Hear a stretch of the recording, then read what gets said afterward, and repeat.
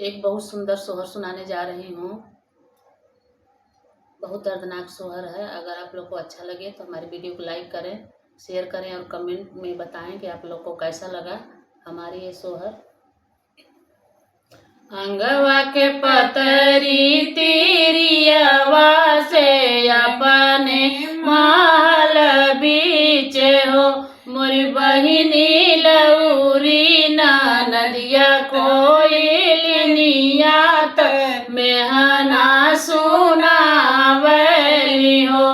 अंगवा के पतरी तिरियावा से अपने महल बीच हो, मोरी बहिनी लहुरी ना नदिया कोयलिनिया मेहना सुनावली हो।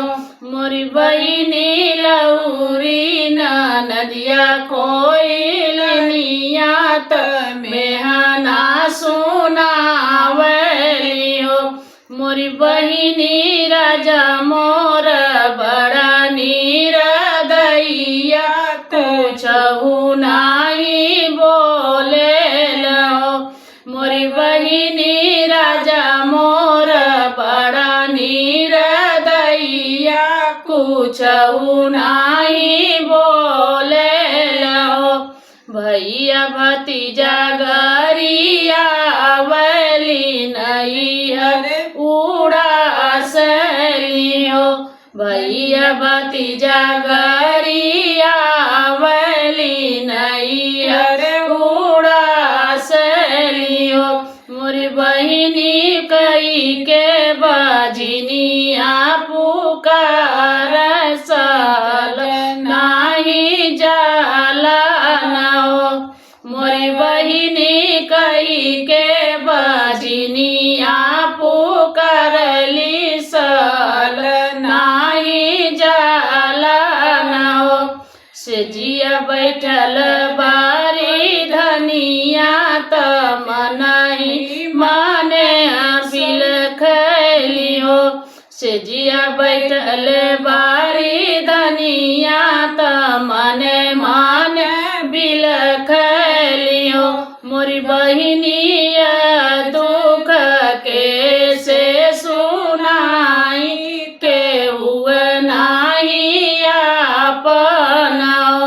मोरी बहिनिया दुख के से सुनाई, केहू नाही अपना हो।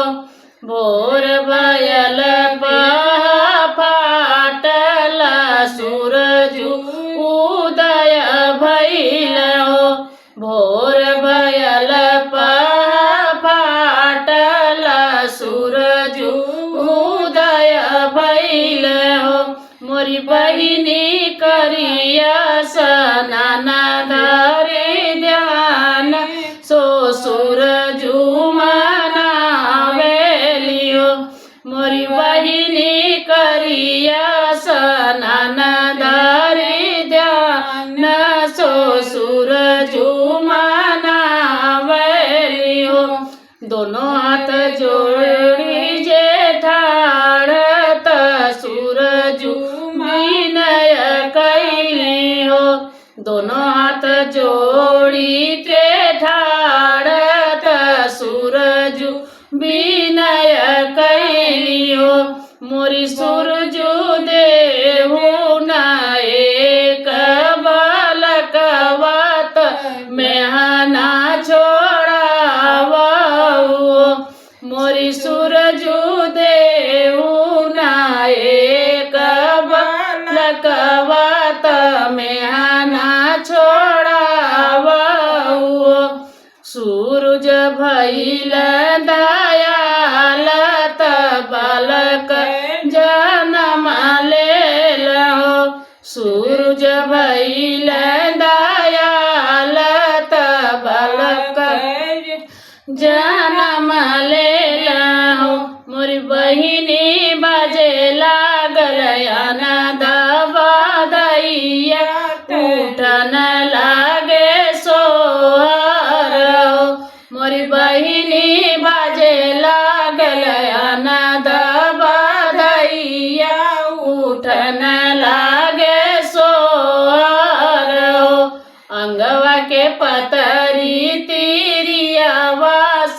अपने महल बीचे अपने महल बीचे हो मोरी बहिनी लौरी नदिया कोयलिया तमें ना सुनावलियो मोरी बहिनी